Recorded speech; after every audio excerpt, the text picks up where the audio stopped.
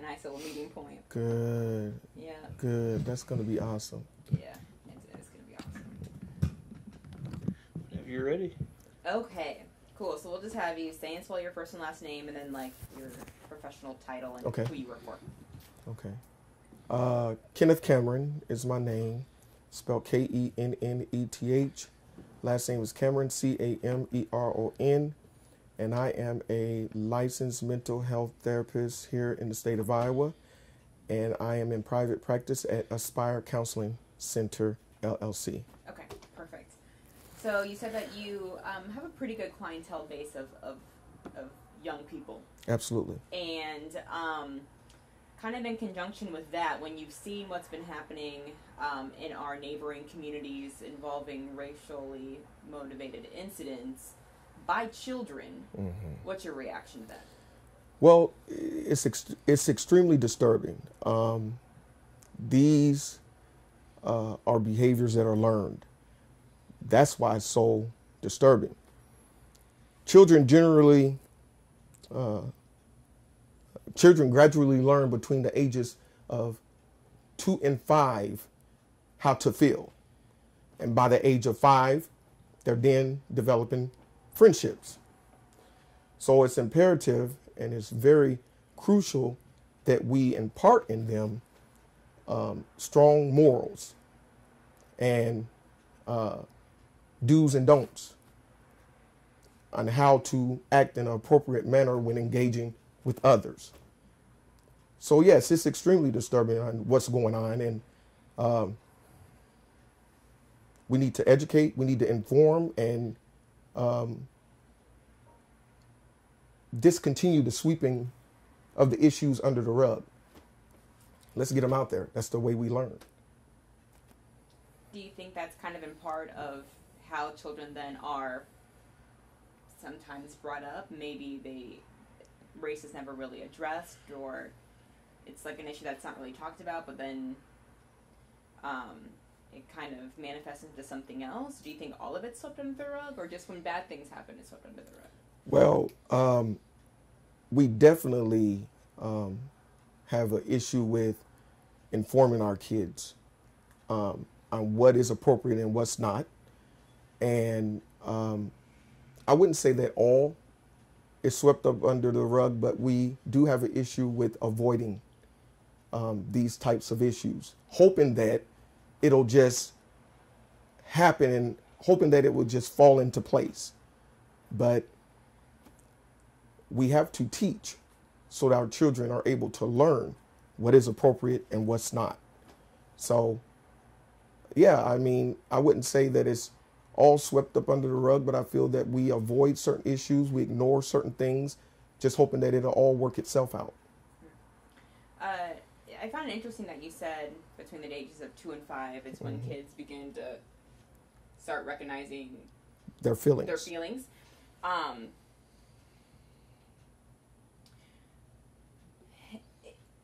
Our children just aren't born with racist thoughts. Absolutely not. Children just aren't born with wanting to, feel a certain way about a certain maybe minority group or someone with a certain gender. You're saying that's all learned behavior from somewhere, whether it's inside their home or perhaps external. Absolutely. Absolutely. Just like we learn and we are taught how to walk. These behaviors are behaviors that these children have picked up, and it has been imparted into their mind and their habits, and that's the way that they are raised at that point. As I explained, that's why it's very important that we impart into them good morals and ethics so that they're able to interact with all and just not some. So it's definitely learned. It's definitely learned. You're not just all of a sudden born and you're racist. That is a behavior that is learned, that is picked up, that is imparted into that individual. So there's time to perhaps reverse that? I mean, I guess there's a difference between free speech and morality and being a decent human, but there's still time for parents to maybe sit down with their kids Absolutely. and have those talks that need to be had. Absolutely. I feel that there's always hope. And by educating, by informing,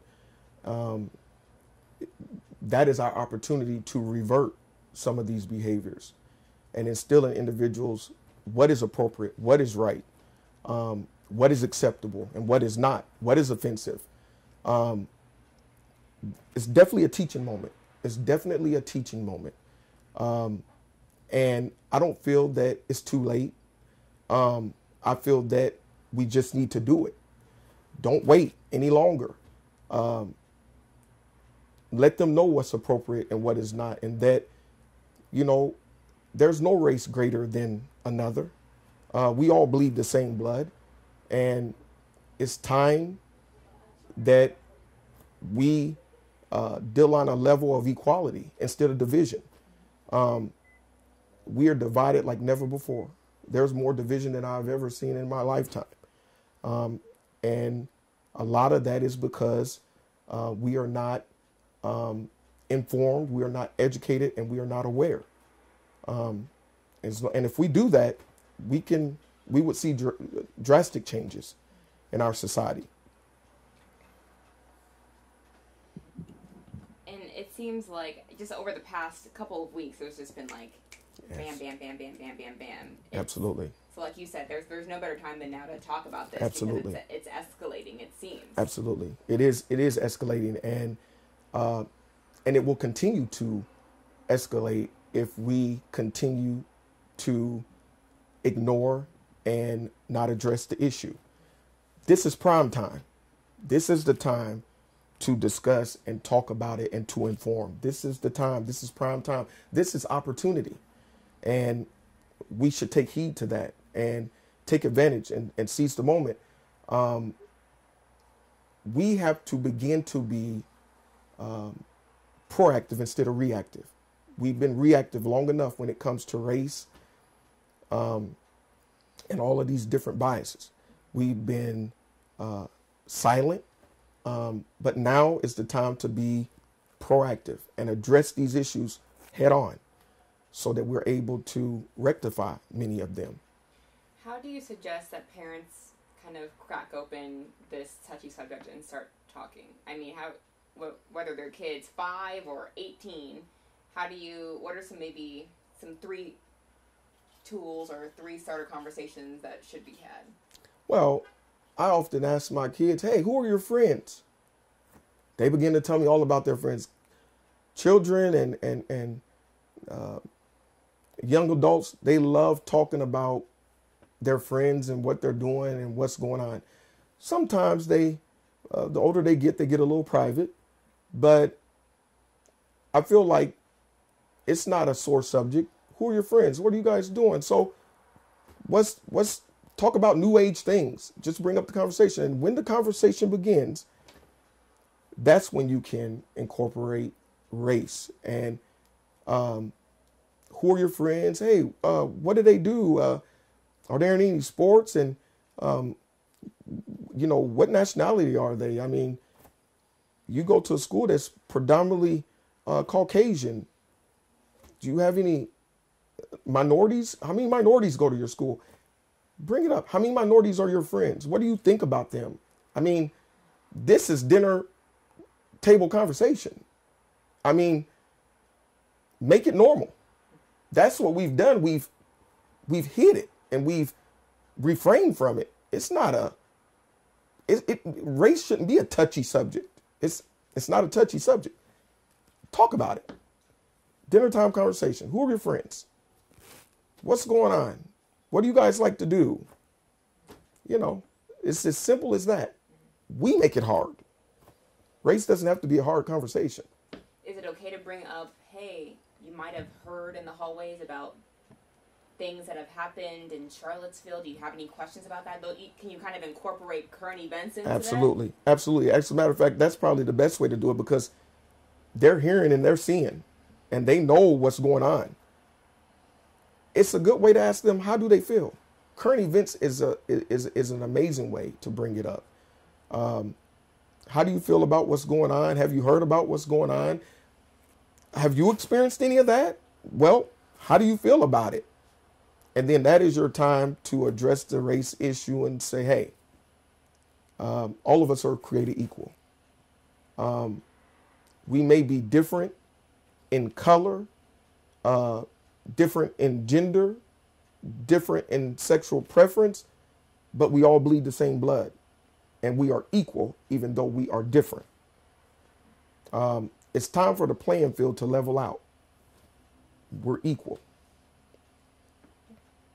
Anything else you want to add? Good. I'm good. Awesome. Was that okay? It was. Do you need to have him stay put for a second while we? Yeah, I'll grab a shot of you guys talking. Yeah, you Okay. can just Okay. hang tight for a second. He's just gonna do some TV magic here. Is he good at what he does?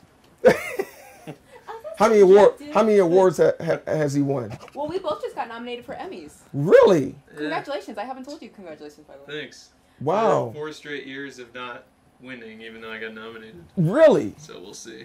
Yeah, yeah. This is my first time being nominated, but this is fourth. Yeah. You do good work. You do good work. You like it? Yeah. I wouldn't do it if I didn't like it. It's too much work to not like it. Right. Yeah. Right. So a while back there was an issue in, what was it, Boone, where the reporter was Emmy. Mm-hmm. right. Yeah. Where she was. Harassed and Yeah. the person became aggressive and Yeah. You haven't experienced any of that yet, have you? Mm-mm. And I grew up here, so like.